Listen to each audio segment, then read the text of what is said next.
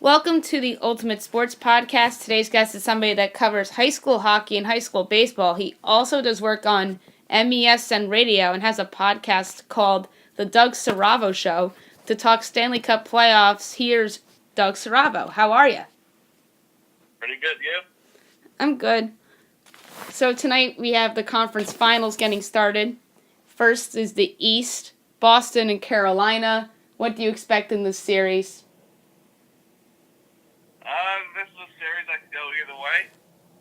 My key factors for Carolina is Justin Williams. They made a good choice by making him the captain. This postseason, he has 3 goals, 3 assists, and 6 points, and he's known as Mr. Game 7. And for Boston, I have David Pastrnak as the key factor. He scored that key goal against Columbus. And this postseason, he has put up six goals, 5 assists with 11 points. Yeah, those are 2 important players. What do you make of the rookie on Carolina, Andrei Svechnikov? I think he was a good draft pick for them. He's bounced back since the day Alex Ovechkin took him out. I think it was game 4 of the first round. But he's come a long way, and he's proven that he could be an elite player in this league. Yes, I'm a big fan of him. And then for the Bruins, Tuukka Rask, I think, has been sensational. He single-handedly pretty much won them the Game 6, although they got those goals. There was that goal that got overturned by by Boston. It was a Boston goal that got overturned, and Boston kept it going in Game 6. What do you make of Tuukka's play in the postseason? I think he's hungry to get back to the Stanley Cup Finals. They won in 2011 while he was the backup and Tim Thomas carried that team. And then he got the chance to lead them in 2013 where they fell to the Chicago Blackhawks with giving up 2 goals in 17 seconds. And I don't think Boston fans want me to bring that up. Yes, I clearly remember that Stanley Cup final. I thought there was a chance that Boston was going to beat the Blackhawks. A lot of people thought the Blackhawks were going to win that series, but Boston really had a chance, and then a couple of those games went to overtime. Rask was a big part of that, and now he's poised, in my mind, to help lead the Bruins to their first final since that final. So what's your pick for this series? Well, when I did my bracket, I have San Jose and Boston, but I'm looking at realistically, and I think it's going to be Carolina in 7. They've been one of the best teams since January, going 30, 12, and 2. I think for many years, everybody said they're two or 3 years away from being a playoff contender. They brought in Rod Brindamore as their head coach. They acquired Dougie Hamilton, Calvin DeHaan, Michael Ferland, Peter Mrazek during the offseason, and they brought in Nino Niederreiter during the deadline. Boston has the star power, but I think Carolina has the team-first mentality, and they want to bring another championship back to Carolina for the first time since 2006, where they defeated the Edmonton Oilers in 7 games. Yes, Carolina seems like a team of destiny to me right now. I really like how they've been playing. Trevor Van Riemsdyk, to me, is a big loss for them on defense. He's injured, and the backup goalie, Curtis McKinley, in my mind, has actually done a really good job. Do you think they're going to get their goalie back, Mrazek, in this series? Well, I saw a report that he should be ready for Game 1, but I haven't heard anything to confirm it. Okay, I heard the same thing, but it's just speculation at this point. I think they have a better chance to beat Boston with Mrazek rather than McKinley, although they did a nice job even after he got hurt to sweep the Islanders. But my pick for the series, surprised everyone. Yes. But my pick in the series, I'm going to go with the Bruins in 6. I don't feel good about it at all because I just think Carolina is a team of destiny. But to me, the Bruins are just the better team. Rask, to me, is the better goaltender. They have guys that have been there and done that. Justin Williams is somebody that I think is going to be huge for Carolina in this series. He, like you mentioned, he's Mr. Game 7. He has all the experience. But I just like how this Bruins team's playing. And I think the bracket in the Eastern Conference opened up for them after Tampa Bay lost to Columbus. And so I'm going to go with the Bruins in 6, but I don't feel super about it at all. What about the Western Conference Final? What are the keys for both teams here? So this is a rematch of the 2016 Western Conference Final where the Sharks won, I believe, in 5 games. For me, I think this series is all about the goaltenders. You have Jordan Binnington, who's a Rookie of the Year nominee, going 24-5-1 to start his rookie season. And then you have Martin Jones, who went 36-19-5 on the season, but he was pulled in the first round, I think, the first 2 games against Vegas, and he has bounced back. So for me, I think the key factor is just the goalies, which one can have the great games to start this series, because you don't want to get pulled, especially in the conference final. And if you look at this Blues team, Bennington is 24-5, and since January, the Blues are 30-10-5. At one point, this team was destined to have the number 1 pick in the draft the way they were going. So for me, it's all about the goaltenders and who could ever lead their team to the victory.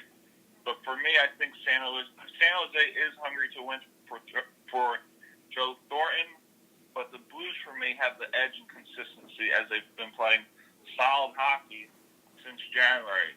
But for me, the Sharks' big X factor is Martin Jones, because he has looked shaky against Vegas, but he did bounce back.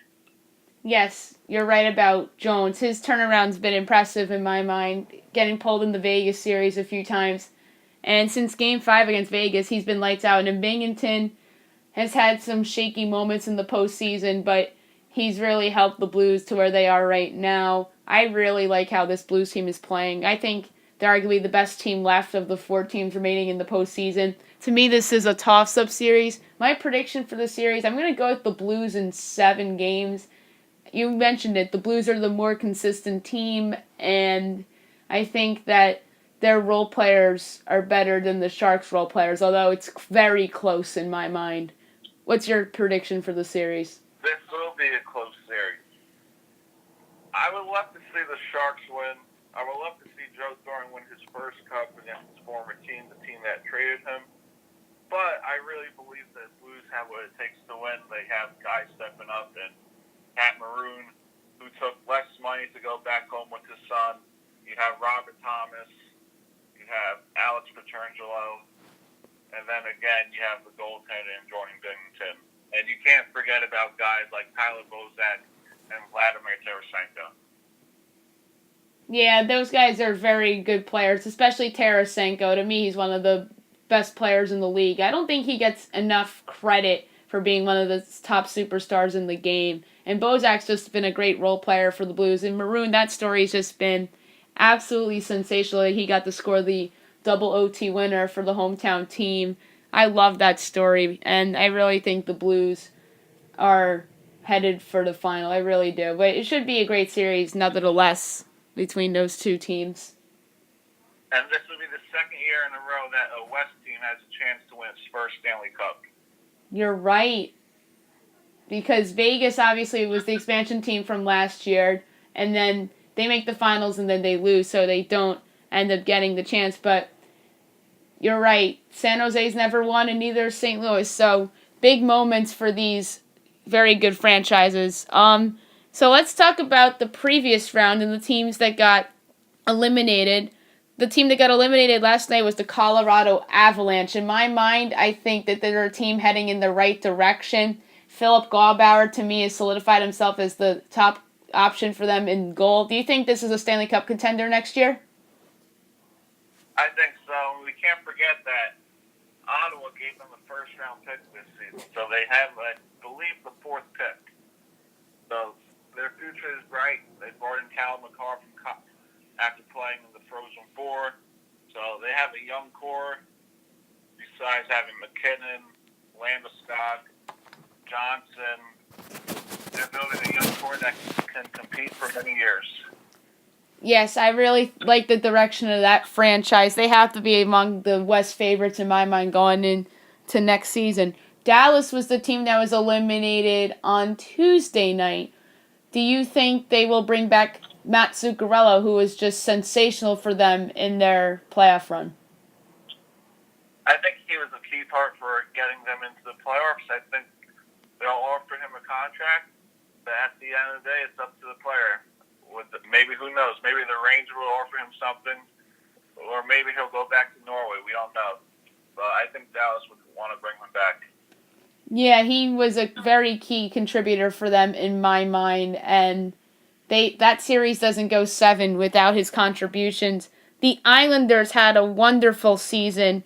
Do you think they can replicate what they did this past season and build around their young core like Anders Lee and Matthew Barzal, or do you think they take a step back next year? I mean, they have a good coach in Barry Trotz. I think this is a team on the rise, but they have a few free agents, and I believe Brock Nelson is one. You have Robin Leonard, so if they could bring back their core pieces from this season, then I believe so. Yes, I believe that there's a chance they take another step forward, although, like you said, the free agents to me are key. Brock Nelson, to me, has to be a guy that they should consider re-signing. He's been a pretty good part of what they've done this past year. And the other team that lost in the Eastern Conference semifinals was the Columbus Blue Jackets. To me, this is the team that's facing the most turnover of the 4 teams that were eliminated in the second round. What do you think? I think this was their make or break. They have a lot of unrestricted free agents in Panarin, Duchesne, Dzingel, Sergei Bobrovsky. They have a young core of Werenski. Savard's up there in age, but the main pieces that got them into that playoff race is obviously Bobrovsky, Duchesne, Dzingel, and I think Duchesne may want to stay, but Bobrovsky and Panarin is the big question mark.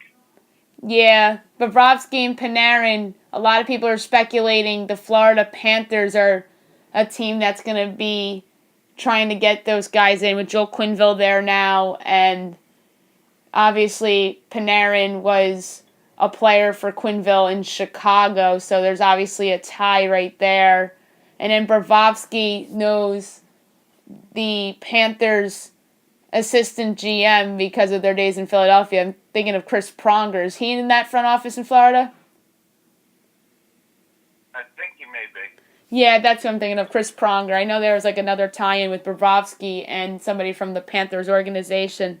So that's going to be interesting to see what they do with those guys. Duchesne's a free agent. I think John Tortorella saved his job making it this far to the postseason. What about you? Yeah, I think it would be a lock to stay. Yeah, I thought there was a chance if they lost to Tampa Bay, then he would have been fired, especially if they were swept. And now John Davidson, in all likelihood, is heading to the Rangers to become their president of hockey operations, replacing the recently reassigned / retired Glenn Sather. He played for them, right, or was a broadcaster? JD was a broadcaster for the Rangers, yes. And then he played for them back in the day, too. I thought so.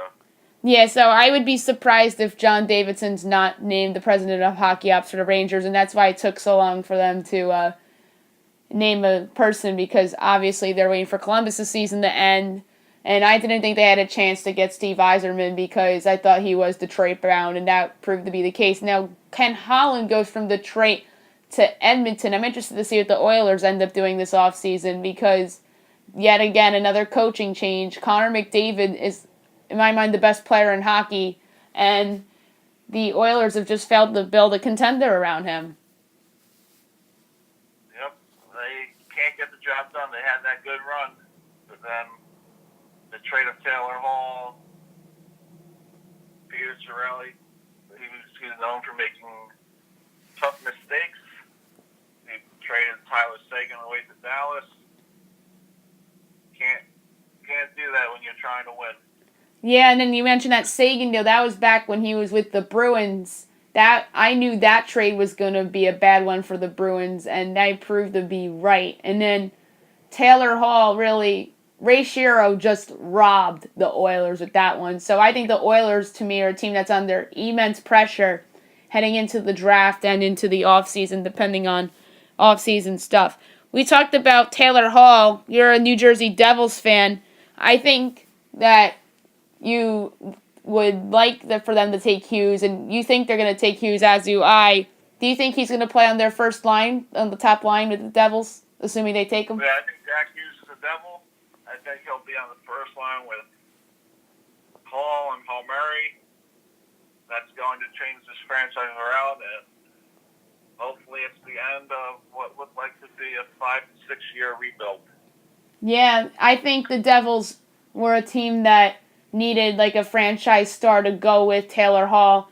And Taylor Hall's in the contract there next year, so he's going to be a free agent. So that's obviously another reason why the Devils, in my mind, needed to get lucky in the draft lottery. And then their rivals, the Rangers, are probably going to take Capo Caco. And a lot of people feel that he's a franchise-changing player, too. How do you feel about Caco? I think the rivalry would be back to the Devils and Rangers. This is a time where they could get two franchise players moving forward.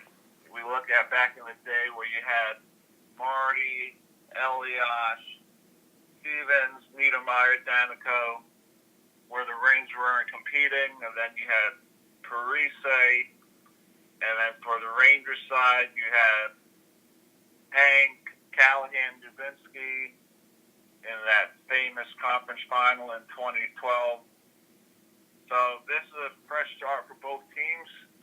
The rivalry, I would say, wasn't the same the last few years, where you had the Devils missing the playoffs and the Rangers making it. Then last year you had the Devils making it, and the Rangers missing it. And this year the Rangers and Devils both missing it. So now is a time where the team could start a new era of Devils-Rangers hockey, and hopefully a playoff matchup in the future. Yeah, that would be a lot of fun. And then the Islanders, obviously, we talked about them a couple minutes ago. We can't forget about them in terms of local rivals.